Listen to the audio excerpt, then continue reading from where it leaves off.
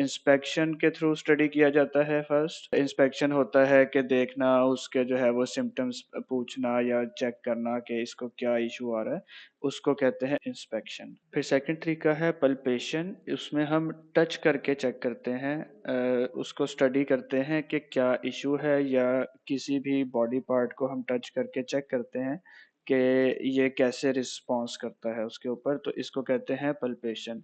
उसके बाद होता है परकशन। परकशन में आप टैप करके चेक करते हैं किसी चीज़ को कि उसकी आवाज़ जैसी आ रही है, उसके साउंड से आप उसको एनालाइज़ करते हैं।